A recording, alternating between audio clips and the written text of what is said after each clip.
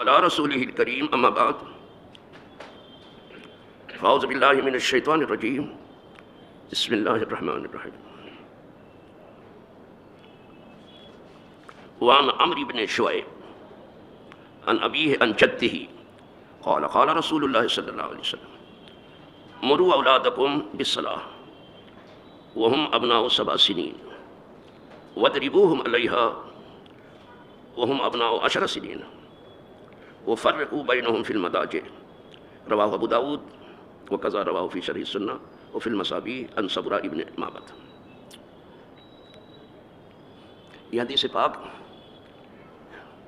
جس کا متن آپ نے سماعت فرمایا ابو داؤد شریف کی روایت میں ہے، حدیث کی دوسری کتابوں میں بھی ذکر ہے اس کا۔ حدیث پاک کے راوی جناب عمرو بن شعیب ہیں، وہ اپنے باپ سے روایت کرتے ہیں اور وہ اپنے دادا سے روایت کرتے ہیں۔ جد کہتے ہیں دادا کو، کہتے ہیں فرمایا رسول اللہ صلی اللہ علیہ وسلم حکم دو اپنے بچوں کو نماز پڑھنے کا اس حال میں کہ وہ 7 سال کے ہوں۔ سبا کہتے ہیں 7 سال۔ جب بچے 7 سال کے ہو جائیں تو انہیں حکم دو نماز پڑھنے کا اور انہیں ادب کی راہ سے مارو اگر وہ نماز نہ پڑھتے ہوں جب وہ 10 سال کے ہو جائیں۔ 7 سال میں مارنے کا حکم نہیں ہے، لیکن 10 سال کے بھی ہو جائیں اور نماز نہ پڑھے تو کہا ان کو صرف ادب کی مار مارو، تکلیف والی مار نہیں۔ اس کو ضرب تعذیب کہتے ہیں۔ ادب کے لیے مارنا ذرا ہلکا پھلکا اس طرح سے، اور تکلیف کے لیے مارنا زور سے مارنا صاحب، تو یہ ضرب تعذیب نہ ہو، تعذیب ہو، ادب کے لیے مارو اگر نماز نہ پڑھتے ہو جب وہ 10 سال کے ہو جائیں، اور انہیں ان کی خواب گاہوں میں جدا کر دو۔ لڑکوں کا بستر جدا، لڑکیوں کا بستر جدا۔ یہ احتیاط کسی میں دین نے دیکھی کہ جب وہ 10 سال کے ہو جائیں تو ان کے بستر بھی الگ کر دو، جیسے ان کے مصلے الگ الگ ہیں، آپ یہاں پڑھتے ہو، بستر بھی الگ ہو جب وہ 10 سال کے ہو جائیں۔ اصل میں یہاں 2 حکم ہیں، ایک تو یہ ہے کہ تم نماز پڑھنے کا حکم دو بچوں کو بہت بچپنے میں، یعنی جب 7 سال کی عمر ہو، یہ بہت بچپنا ہے، حالانکہ ابھی ان پر نماز فرض نہیں ہوئی، ابھی وہ عادتاً نماز پڑھیں گے، بعد میں پھر عبادتاً نماز پڑھیں گے۔ پہلے عادت ہوتی ہے پھر عبادت ہو جاتی ہے۔ عادت میں اور عبادت میں فرق ہے۔ کچھ لوگ تو بڑھاپے تک ہی بھی عادت ہی پوری کرتے ہیں، عبادت کی طرف وہ گئے ہی نہیں، تو بچپن سے ہی ان کی اچھی عادت ہو جائے۔ 7 سال کی عمر سے کہنا شروع کرو، اور جب 10 سال کے ہو جائیں اور وہ کہیں انسنی کر دیتے ہیں، نہیں مانتے ہیں، نماز نہیں پڑھتے ہیں، بہت ہلکی پھلکی مار انہیں، جو بچوں کو ادب کے لیے مارو۔ استاد کو بھی یہی چاہیے کہ بچوں کو بہت زیادہ مار نہیں چاہیے، اور جو بچے والا کبھی بھی بچے کو اتنا زیادہ نہیں مارے گا۔ آپ کو صرف ادب دینا ہے، صرف تنبیہ کرنی ہے۔ تو جب 10 سال کے ہوں تو ہلکی پھلکی مار انہیں، جو ادب دینے کے لیے ہے، انہیں عذاب کرنے کے لیے نہیں، سزا دینے کے لیے انہیں مارو۔ یہ ماں باپ کو حکم دیا گیا۔ یہ وہی کریں گے جو خود نماز پڑھتے ہوں، اور جب ماں باپ خود ہی نماز نہ پڑھتے ہوں تو کس منہ سے بچے کو کہیں گے کہ آپ نماز پڑھو؟ یہ کس منہ سے کریں گے؟ پھر جب کہنے کے لائق بھی وہ نہ رہے تو وہ ماریں گے کس بات پر؟ میں سمجھتا ہوں کہ تعلیم مدرسے میں بھی ملتی ہے، دارالعلوم میں بھی ملتی ہے، خانقاہوں میں بھی ملتی ہے، تعلیم سب جگہ ملتی ہے۔ تعلیم اسکول میں بھی ملتی ہے، کالج میں بھی ملتی ہے، یونیورسٹیز میں بھی ملتی ہے، اور دنیا کی بڑی بڑی درسگاہوں میں تعلیم ہوتی ہے، لیکن گھر کی تعلیم کا مقابلہ کوئی تعلیم نہیں کر سکتی۔ جو گھر کی تعلیم ہے اس کا مقابلہ دنیا کی کوئی درسگاہ نہیں کر سکتی۔ بچہ اپنی ماں کی گود میں اور اپنے باپ کے پیار میں وہ سبق حاصل کر لیتا ہے جو دنیا میں کوئی درسگاہ نہیں سکھا سکتی۔ پھر اگر ماں باپ اچھے ہوئے تو بچہ اچھا ہو جائے گا، برے ہوئے تو برا ہو جائے گا۔ مسلمان ہوئے تو مسلمان ہو جائے گا، یہودی ہوئے تو یہودی ہو جائے گا، نصرانی ہوئے تو نصرانی ہو جائے گا، مشرک ہوئے تو مشرک ہو جائے گا. یہ سب گھر کی تعلیم ہے. ورنہ تو بچہ سادی تختی لے کر کے دل کی آتا ہے، اور یہی سادی تختی جو ہے سلامتی کی، یہ اسلام ہے. یہ ماں باپ ہی اس پر لکھتے ہیں یا یہودی بنائیں گے یا نصرانی بنائیں گے یا مجوسی بنائیں گے یا عیسائی بنائیں گے یا مشرک بنائیں گے. کل مولود یولد علی الفطرت، پیدائشی طور پر ہر بچہ صاف ستھرا پیدا ہوتا ہے، کوئی گناہ نہیں لیتا، اور دل کی تختی صاف ستھری. یہی اسلام ہے، اسلام یہی چاہتا ہے. تو یہ فطرت اسلام پر آیا وہ ابوا ہو یہودانی ہی وہ نصرانی ہو یا مجوسی. یہ ماں باپ ہیں جو اس کو یہودی بنا دیتے ہیں یا نصرانی بنا دیتے ہیں یا مجوسی بنا دیتے ہیں. یہ اثر انداز ہوتے ہیں. تو ادھر ہی کی تعلیم تو ہے. کوئی یونیورسٹی یہودی نصرانی بناتی ہے، کوئی اسکول جو ہے ہندو مسلمان بناتا ہے. کچھ ہاں اب کچھ حکومت ہے ہندو مسلمان بنانے کا. یہ ان کا کام نہ تھا جو لے کے بیٹھے ہیں. وہ اپنے گھر سے ہے جو ہے، آپ کے کہنے سے کچھ نہیں ہوگا. اور اسے قدرت نے اختیار دیا ہے کہ خیر اور شر دونوں راہیں کھلی ہوئی ہیں. چاہو تو خیر کی راہ چلو اور چاہے تو شر کی راہ چلو، چاہے اسلام کی راہ چلو چاہے کفر کی راہ چلو. آپ اس کا یہ اختیار کیوں سلب کرتے ہو؟ اسی لیے ہمارے یہاں لا اکراہ فی الدین، دین میں کوئی زور زبردستی نہیں ہے. دین پیش کیا جائے گا، جس کا جی چاہے قبول کر لے، جس کا جی نہیں چاہتا نہ قبول کرے. یہ اس کے اوپر ہے. یہ کسی کو نہیں کہا کہ مانتا ہے کہ نہیں مانتا، سنتا ہے کہ نہیں سنتا، نہیں. تو عرض یہ کر رہا تھا کہ ماں باپ کی تعلیم ہی بہت کچھ اثر رکھتی ہے. ماں باپ کا نیک ہونا بچے کے لیے سب سے بڑا نیک شگون ہے. اور نیک ماں باپ کے گھر بھلے بچے کی پیدائش سب سے اچھا شگون. زیادہ تر اچھے گھرانوں میں اچھے ہی بچے پیدا ہوتے ہیں، لیکن کبھی کبھی اچھوں کے یہاں بھی عجیب برا آدمی آ جاتا ہے. جیسے محمد ابن عبد الوہاب نجدی، نام کیا ہے محمد، اس کے باپ کا نام عبد الوہاب، جو وہابی کرتے ہیں اس کے باپ کا نام ہے. یہ سب سنی تھے. تو کبھی کبھی اچھوں کے گھر برا بھی آ جاتا ہے، اور کبھی کبھی بروں کے گھر اچھا بھی آ جاتا ہے. کبھی کبھی یہ کبھی کبھی ہوتا ہے، ہمیشہ نہیں. زیادہ تر یہ ہے کہ اچھوں کے یہاں اچھے ہی آتے ہیں، بروں کے یہاں برے ہی آتے ہیں. اسی لیے اگر ماں نیک ہوئی تو بچے کو جنتی بنا کے چھوڑے گے. یہ سمجھ لینا آپ، بچہ جنتی ہو کے ہی رہے گا اگر ماں اچھی ہوگی. اور اسی لیے کہا گیا کہ الجنت تحت اقدام الامہات. جنت کیا ہے؟ ماؤں کے قدم کے نیچے. تو وہ ماں کون ہے؟ نیک ماں ہے، دیندار ماں ہے، پارسا ماں ہے، پرہیزگار ماں ہے. وہ اپنے دودھ کے ساتھ بچے کو دین پلا دیتی ہے.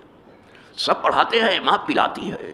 صرف کھلاتی ہی نہیں ہے، پلاتی ہے. صرف دودھ نہیں پلاتی، دودھ کے ساتھ دین بھی پلا دیتی ہے. اگر دیندار ہوئی تو، اور کہیں چپر کنٹو ہوئی تو گوڑ کے رکھ دے گی سب. ماں کا نیک ہونا. اسی لیے حضور نے کہا کہ ماؤں کے قدموں کے نیچے جنت ہے. ایسے اور بھی حضور نے فرمایا ہے کہ الجنت تحت ظلال السیوف. جنت جو ہے تلواروں کے سائے کے نیچے. یعنی دین کی حفاظت کے لیے جو ہے آپ کو ہتھیار اپنے پاس رکھنا ہی ہے، تاکہ دینی اقدار پر کوئی ڈاکہ نہ ڈالے، کوئی لوٹ کسوٹ نہ کرے. اب اتنا بھلایا ہے دینی اقدار کو، اور دنیا ایسی مسلط ہو گئی ہے کہ صرف جینے کی ہوس ہے. دیندار جینے کی نہیں ہے، صرف جینے کی ہوس رہ گئی ہے کہ زندہ رہو بس. ہمیں اسی زندگی میں بھی کچھ دھرا ہے جو صرف جینا ہے. زندگی زندہ دلی کا نام ہے، مردہ دل کا خواب کیا کرتے ہیں. دین کے لیے زندہ رہو. اچھا، اسی لیے حضور نے فرمایا کہ ایک عورت سے آدمی نکاح جب کرتا ہے تو 4 چیز دیکھتا ہے کہ عورت مالدار ہے کہ نہیں ہے، تاکہ جہیز وغیرہ کو دھواں دھار ملے. پہلے مال دیکھتا ہے، دنیا دار کی بات کرتا ہوں. پھر حسن و جمال دیکھتا ہے کہ لڑکی خوبصورت ہے کہ نہیں ہے. خوبصورتی کا سکہ ہمیشہ سے چلتا رہا، بھی چل رہا ہے. یہ ایسا سکہ ہے رائج الوقت ہے جو کبھی بند نہیں ہو. 2000 کا نوٹ نہیں ہے، 500 کا نوٹ نہیں، یہ کبھی نکلے کبھی بند. اس طرح سے دنیا میں ہمارے سکے کا اعتبار نہیں رہ جائے گا. یہ کیا کھیل ہے چاقو کا؟ کیا وزن رہ جائے گا ہمارے سکے کا باہری دنیا میں؟ جب روز ہم کلا بازی کھاتے رہیں گے کوئی وزن نہیں رہ جائے گا، کوئی اعتبار نہیں رہ جائے گا. تو حسن کا سکہ کبھی فیل نہیں ہوا. حسن کا جادو ہمیشہ چلتا رہا، چلے گا. فقیر کی لڑکی بھی اگر حسن والی ہے تو ایک بادشاہ ضرور اسے اپنے نکاح میں لائے، لیا امام کا. تو حسن و جمال بھی دیکھا جاتا ہے، ہمیشہ سے دیکھا گیا. ابھی بھی بتایا نا کہ یہ سکہ بدلتا ہی نہیں ہے، یہ نہیں فیل ہوتا. یہ چاہوں کا کھیل نہیں ہے. قدرت نے جسے حسین بنا دیا، ظاہر ہے ادھر رغبت ہوتی ہے. دوسری چیز حسن دیکھی جاتی. تیسری چیز یہ ہے کہ اس کا حسب و نسب دیکھا جاتا ہے کہ بھائی یہ کیا حسب و نسب رکھتا ہے، اونچی ذات کا ہے کہ درمیانی ذات کا ہے کہ کمزور درجے کی ذات کا ہے، کدھر ہے دیکھا جاتا ہے. ہمیشہ دیکھا گیا، آج بھی دیکھا جاتا ہے۔ چوتھی چیز ہے دین، دیکھا جاتا ہے کہ لڑکی دیندار ہے بھی کہ نہیں۔ جب یہ چاروں چیزیں حضور نے بیان فرمائی، یہ حدیث ہے جو ابھی بیان کر رہا ہوں میں عقل پر نہیں بھاگتا، میں اللہ کی پناہ چاہتا ہوں کہ عقل پر بھاگوں، یہ حدیث بیان کر رہا ہوں۔ حضور نے آخر بتایا کہ دین دیکھا جاتا ہے، فرمایا اگر دین والی عورت مل جائے، دیندار عورت، بھلے وہ مالدار ہو یا نہ ہو، بھلے وہ حسن و جمال جیسا چاہیے رکھتی ہو یا نہ رکھتی، بھلے اس کا حسب و نصیب جیسا تم ڈھونڈتے ہو کہ نہ ہو، دین ہے تو اس سے نکاح کرو، دین دیکھ کے نکاح کرو۔ اب حدیث پڑھ دوں تاکہ آپ کے دل و دماغ میں بات ٹھیک سے بیٹھ جائے۔ المرأۃ تنکح لاربعین، یہ حضور فرما رہے ہیں، ایک عورت چار چیز کو دیکھتے ہوئے نکاح میں لائی جاتی ہے، لمالہا ولجمالہا ولحسبہا ولدینہا فاظفر بذات الدین تربت یداک۔ ایک عورت چار چیزوں کو دیکھتے ہوئے نکاح میں لائی جاتی ہے، مالداری دیکھ کر کے، حسن و جمال دیکھ کر کے، حسب و نسب دیکھ کر کے، دین دیکھ کر کے۔ حضور فرماتے ہیں پھر اگر دین والی مل جائے تو اول ذکر تین چیزیں نبی، چھوڑو اس کو، پھینکو، دین والی سے نکاح کرو، تیرے ہاتھ مٹی میں ملے، یہ حضور فرما رہے ہیں۔ دین دیکھو، مین دین ہے کہ دین والی عورت ملی گھر کو جنت بنا کے چھوڑے گی، بیٹا تو جنتی ہوگا ہی۔ دین والی عورت مل گئی تو گھر کو جنت بنا کے چھوڑے گی، اور دین والی نہیں ہے، اسی کوئی مل گئی تو گھر کو جہنم بنا کے چھوڑے گی، بعد میں جہنم جو آئے گی وہ الگ دیکھ لینا، اس کو جہنم بنا دے گی۔ میں یہ نہیں کہہ رہا ہوں، میں نے کہا کہ میں کبھی بھی بولتا ہوں تو کہیں دیکھ کر کے بولتا ہوں، عقل پر بھاگنے کی میری عادت نہیں ہے۔ یہ مصلح الدین شیخ سعدی شیرازی رحمۃ اللہ علیہ فرماتے ہیں، اب اللہ والوں کی بات کر رہا ہوں، سن بات در سرائے مرد نکو، بری عورت بھلے آدمی کے گھر میں، ہم دری آدمست دوزخ ہو، اسی دنیا میں اس کی جہنم ہے۔ اگر بری عورت، اللہ بچائے بری عورت سے، اور بری اولاد سے بچائے، بری تربیت سے بچائے، برے علم سے بچائے، اللہ بچائے۔ عرض یہ کر رہا تھا، ایک تو بچوں کی صحیح تعلیم جو ماں باپ کے ذریعے ہوتی ہے، کہیں کسی درسگاہ میں ممکن نہیں کہ ہو جائے، کسی میں یہی زیادہ اثر انداز ہوتے ہیں۔ دنیا کی درسگاہیں دھوتی رہے، اس رنگ کو جو ماں باپ نے چڑھا دیا بہت کچھ نہیں دھو پائیں گے۔ دیکھ رہے ہیں، جو یہودی ہے یہودی رہے گا، جو نصرانی نصرانی رہے گا، جو مجوسی ہے مجوسی رہے گا، جو صابی ہے صابی رہے گا، جو مومن ہے مومن رہے گا، جو کافر ہے کافر رہے گا، کبھی بھی نہیں۔ اب پھائیں پھائیں کرنے سے فائدہ کیا ہے؟ منہ بھاڑ کی طرح سے کھلا رکھنے کا فائدہ کیا ہے؟ مفت کا بھاشن، مفت کی خوراک دونوں کو لوگوں کو دینا، یہ کچھ نہیں، کسی کام کا نہیں ہے۔ تو بچوں کو اچھی تعلیم دو، اور اچھی تعلیم اچھے لوگ ہی دینے جس گھر میں دین ہے، اور بچوں کے بستر الگ کرو۔ 10 سال کے بعد ان کے بستر ایک نہیں، الگ الگ ہونے چاہیے۔ یہاں بھائی بہن کو جدا کر دیا گیا۔ ہمارے یہاں صرف تہمت سے ہی بچنا نہیں ہے، تہمت سے تو پوری دنیا کہتی کہ بچو، صرف تہمت سے بچنا نہیں ہے، تہمت کی جگہ سے بچنا۔ اتقوا مواضع التہم، تہمت سے تو بچنا ہی، تہمت کی جگہ سے بچو۔ اتنی احتیاط کی کہ کوئی تہمت کچھ نہ لگائے، ادھر ادھر کی بات نہ کرے، بستر الگ کرو ان کا۔ لڑکی کا بستر الگ ہوگا، لڑکے کا بستر الگ ہوگا، یہ سرکار کی تعلیم ہے۔ وہ ہمیں انسان ہی تو بنانے آئے تھے، انسان کامل بنانے آئے تھے، اور جب تک حضور کے قدم میں کوئی نہیں آئے گا وہ ٹھیک سے انسان نہیں بن پائے گا۔ انسان کامل تو دور کی بات ہے، انسان کامل بنانے آئے تھے۔ فرماتے تھے وہی تو معلمہ، میں معلم ہو کے آیا ہوں سکھانے کے لیے، پہلے انسان بن جاؤ پھر مسلمان ہونے کی بات کرو۔ اب لوگوں کی جو داستانیں میں پڑھتا ہوں دیکھتا ہوں، 2-4 دن کے لیے ذرا سے اقتدار ملا تو زمین پہ پاؤں پڑتا ہی نہیں، اور زمین کو دیکھتے ہی نہیں، صرف آسمان دیکھنے میں لگے۔ یہ کوئی طریقہ ہے؟ مٹی سے بنے ہو، مٹی والی کم از کم خصلت اختیار کرو۔ جو مٹی سے بنا ہو پھر مٹی میں مل جائے گا، چاہے دفن ہو کے چاہے آگ میں جل کر کے، پھر مٹی میں ملے گا۔ تو اس کے یہ تیور، یہ اس کی اچھل کود، یہ مٹی کا کام کرنا، اس کے اندر قوت برداشت ہے۔ مجھے کبھی بھی وہ بات نہیں بھولتی کہ مصلح الدین شیخ سعدی شیرازی رحمۃ اللہ علیہ اتنے بڑے تھنکر، اتنے بڑے ماسٹر آف مائنڈ، اتنے بڑے شاعر، اتنے بڑے ادیب، اتنے عبقری کہ جلدی سے دوسرا کوئی ملتا نہیں۔ ان کی کتاب پڑھے کوئی بغیر مولوی صاحب ہو ہی نہیں سکتا، کوئی بادشاہ بھی نہیں ہوتا۔ لیکن کہتے ہیں کہ میں کہیں اگر جاتا تھا اور سنتا تھا کہ یہاں کوئی اللہ والا موجود ہے تو اس کی خدمت میں جا کر کے کچھ نصیحت حاصل کرتا تھا۔ تو ایک جگہ میں گیا، وہاں سنا کہ یہاں ایک اللہ والا رہتا ہے، تو اس کی خدمت میں حاضر ہوا میں، اور کہنے لگا میں کہ حضرت کچھ نصیحت کر کے مجھے میرے عیبوں سے الگ تھلگ کر دیجیے۔ دیکھ رہے ہیں نا، عیب کی بات اپنے، اللہ والے اپنے عیب کی بات، اور ہم اب اس طرح سے ہیں کہ ہم ابھی گنگا اسنان کر کے آئے ہیں۔ یار کتنے دھلے ہوئے ہیں آپ، کتنی پرہیزگاری آپ میں ہے۔ جو اللہ والے ہمیشہ کہتے ہیں کہ میرے جیسا کہاں گنہگار ہوگا، جو پرلے درجے کے گنہگار ہیں وہ اتنے صاف ستھرے بنتے ہیں۔ معلوم کوثر و سبیل میں ابھی نہا کے آئے ہیں، ابھی آب زمزم میں نہا کے آئے ہیں، ابھی گنگا اسنان کر کے آئے ہیں۔ کیا صاحب! تو میں نے کہا کہ مجھے کچھ نصیحت کر کے میرے عیبوں سے دور کر دیجیے۔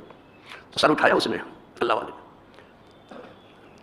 بس اے عالم صاحب، بڑی عزت کیا ان کی، ان کو فقیہ کہا، اے بڑے عالم، اے عالم صاحب، اے بڑے علامت الدار، اے عالم صاحب میں ایک ہی نصیحت آپ کو کرتا ہوں۔ دیکھا یہ نہیں کہ میں آپ کو کیا نصیحت کروں، نہیں کہا، میں ایک نصیحت آپ کو کرتا ہوں، آپ مٹی سے بنے ہوئے ہو تو مٹی میں جو ادا ہے وہ اپنے اندر پیدا کرو۔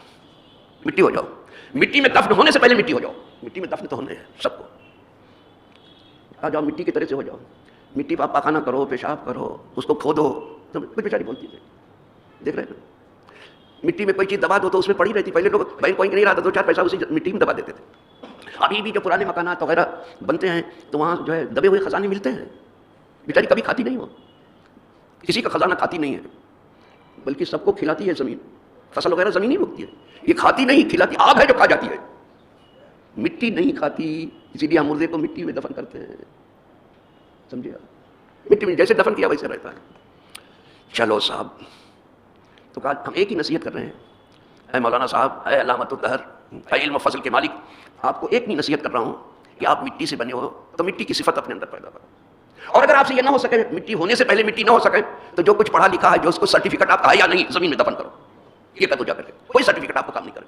اب ان کے شعر پڑھتا ہوں میں, یہ میں اپنی طرف سے نہیں کہہ رہا ہوں, ساتھی صاحب کے شعر ہی پڑھتا ہے. کہتے ہیں درخواق بے لگاں برسیدم بعابدے گفتہ مرا بتربیت از جہل پاک کن گفتہ بیرو جو خواب تحمل کنائے فقیر بس ہچے خاندائی ہم از در زیر خواب.